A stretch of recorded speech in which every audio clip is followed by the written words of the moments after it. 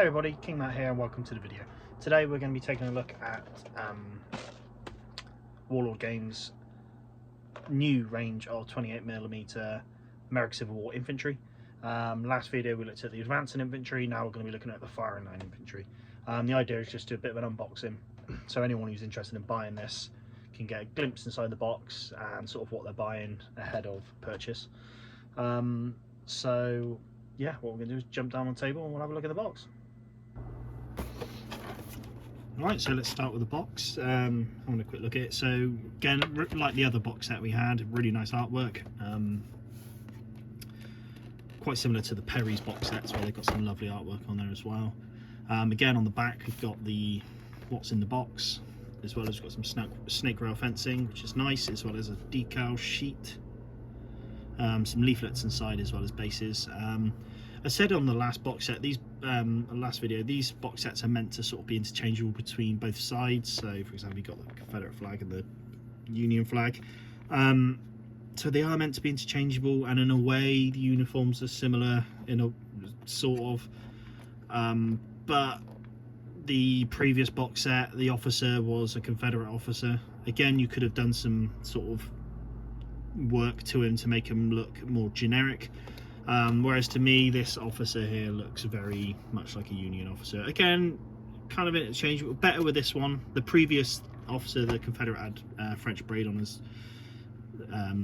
sleeves, so it's a bit more obvious. Whereas this, yeah, is maybe a bit more universal, but I'm starting to feel like I'm going to make this regiment a Federal Union regiment out of this box set.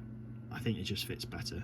But again, I think the idea of Warlord is trying to make them sort of universal. You can kind of use them across both. But this box set's got Union artwork on, the previous one had Confederate artwork on, so, you know, make your own mind up. Right, so that's the box. Again, lovely artwork, looks nice.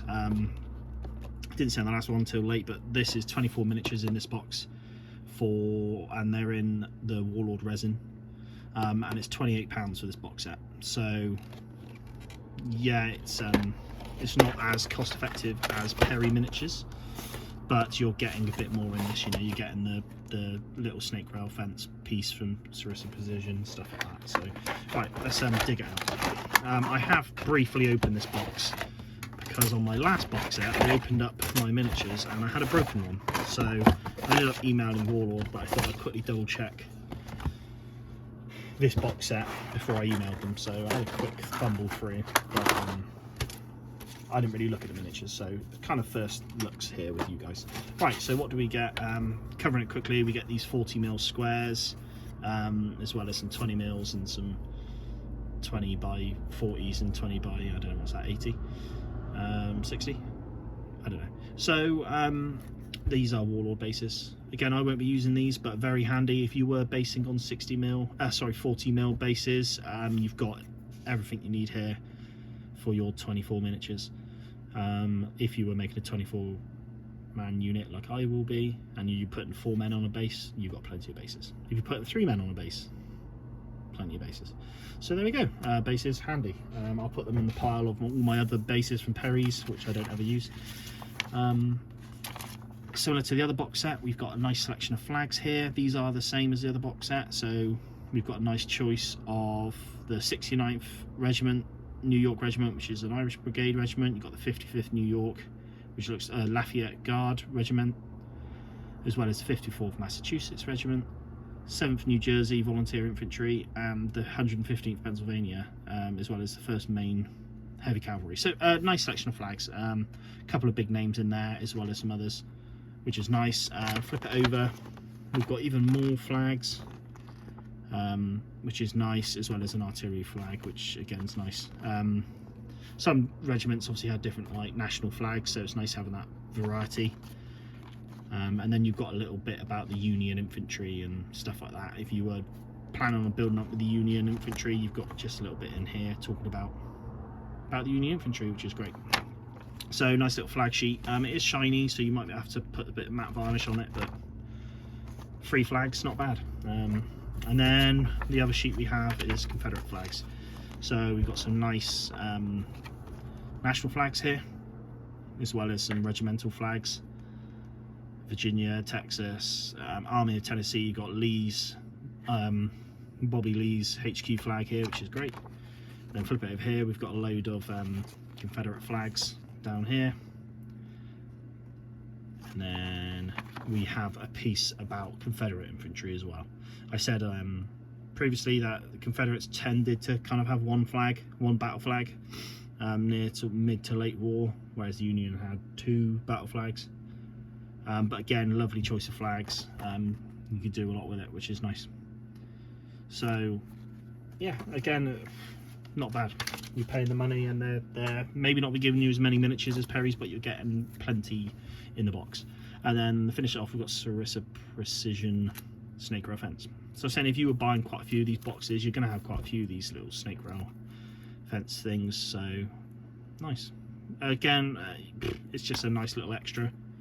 You're not going to deck a table out with a couple of box sets of infantry with this snake rail, but it's better than nothing. So very nice. Thank you, Warlord. Right, let's get on to the miniatures. So a bit like the other box set, they come in 2 blister packs. One's got sort of the HQ in, and the other one's just like the main infantry. It's worth noting, comparing it to the other box set, we're going to have a look in a sec. Again, thank you, Vas. Boxed my Confederates. Thank you very much for that. From the last, I'll get them all out in a sec. From the last box of the other infantry, they were you found there was sort of 2 of each sculpt. I'm just gonna get them out in a minute. Do you want to start showing them off to you? 2 of each sculpts, nice. I had a quick gander through this box set, like I said earlier, to make sure they were all in one piece. And at a quick glance, the poses looked lovely, really nice, really sharp. Here you go, nice shooting pose. I don't think, oh no, these guys do have bags. So here we go, another lovely shooting pose here. And he's got a knapsack on. I was calling them backpacks in the last unboxing, which might rattle a few people, but they are called knapsacks, I guess. I haven't actually looked too closely at the knapsacks to. Oh well, actually, yeah, that's a good point. I've started calling them knapsacks. Some people call the shoulder bags knapsacks, and these something else. So do you know what? I'm going to stay with backpacks. Let's just call them backpacks. I don't know. There were obviously different model backpacks used during the Civil War. British ones are available, I believe, and I guess you had American standard issue ones. Obviously, the Confederates probably had a few more of the British ones kicking around because they would have got whatever they could get their hands on. But from what I've seen here, that all the backpacks seem the same style of backpack. So yeah, at a quick glance, this looks like you're getting 2 miniatures per sculpt, per pose, which I think is fine.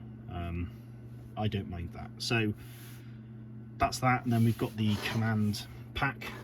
Again, I'll do a bit of a close-up once I've had a bit of a dig out. I'll chuck them on a bit of a base. Here we go, here's our decals. Again, similar to last time, you got the infantry horn, as well as the sort of crossed cannons and crossed swords is what we have here, which is nice. Maybe even cross rifles, it's hard to say. So let's see who this was packed by. Come on you, come on you. Vas again, nice. They were very much on the packing the American Civil War box sets, because that's 3 out of 4 packages packed by them. Alright, let's get the command set. Ooh. So like I was saying, the command, making a mess.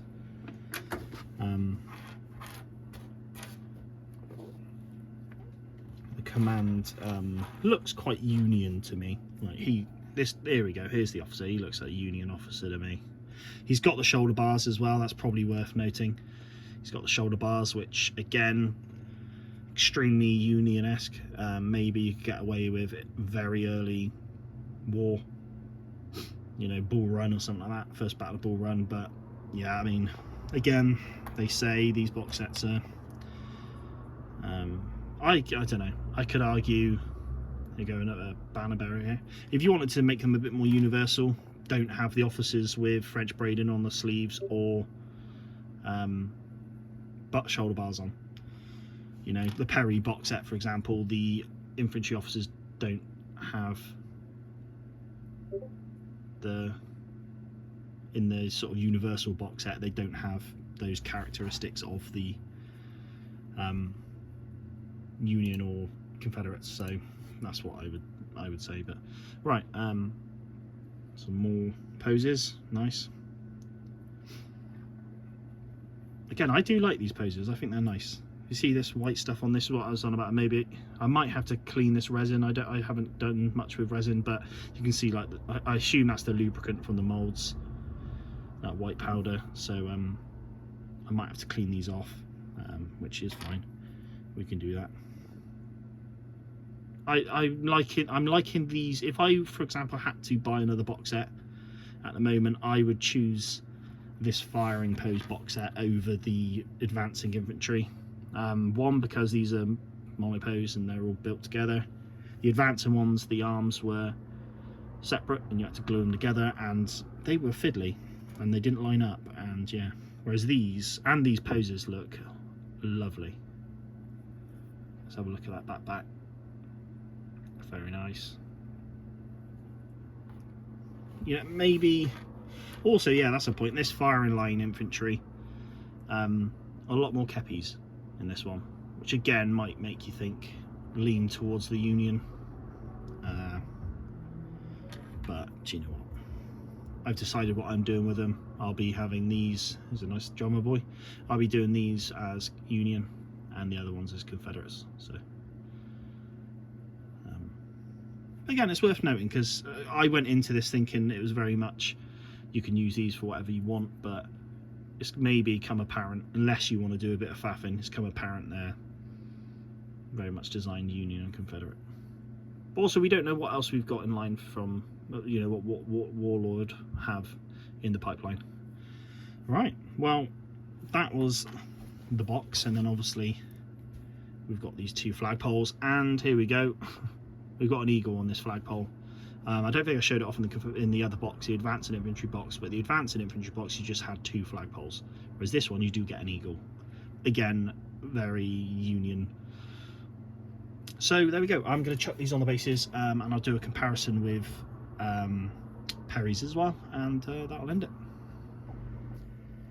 Right, so I've chucked them on some bases now, just so you can kind of get an idea of what we're dealing with. But yeah, really nice poses. Quite a lot of sort of firing poses or aiming poses. But you know, maybe I would have preferred maybe a couple less, just because I like having that variation, especially if you're basing it like I have. Pretty much every front man is going to be aiming, which I guess you could change up easily enough, to be honest. So I'm just, you know, picking holes for the sake of it. But yeah, really nice poses, really nice. Not sure if I would use the banner bearer poles. I'll probably use my own. I've got some like brass wire and brass, you know, dowels. Probably use that. But apart from that, really like these sculpts. I feel like they're going to be a joy to paint. So yeah, what I'll do, I'm going to get some Perrys, chuck them next to them just so you can compare the sizes. But if they're anything like the other box set, they'll fit in fine with Perry's, I would have thought. But yeah, last sort of comments, yeah, they look really nice. Again, Warlord resin is a bit weird. It's kind of flexible but not. It's almost rubbery, so if you're trying to clean up anything with a file, it's a bit weird. But nothing I can't say I've struggled with it. It seems workable. But yeah, these very nice sculpts. Very nice sculpts. So I'll like I said, I'll chuck the Perrys on and we'll finish the video. And here they are with the Perry. So again, I think they scale really well. If you had them on a unit on their own, you wouldn't tell a difference on the table, I don't think. And I think you could even get away with having them on even the same sort of multi-base as some Perrys. They do seem to fit well. The march and pose ones seem to be quite thin in the body. These don't seem that as much. Maybe they still are, but it's just because they're in a bit more of a dynamic pose, they it hides it. But yeah, I think they work well with the berries. If anyone was interested in that, obviously I haven't got any other ranges to compare them with really to hand, but yeah. So yeah, to finish the video, really nice poses. Like I said, just to recap, kind of 28 quid for 24 models. An expensive way of doing it, but great variation. It's just a different 28mm models to have that aren't metal, which is nice. So yeah, I hope you enjoyed the video. Hopefully it's been useful to anyone, and as always, keep an eye out for any videos I do in the future.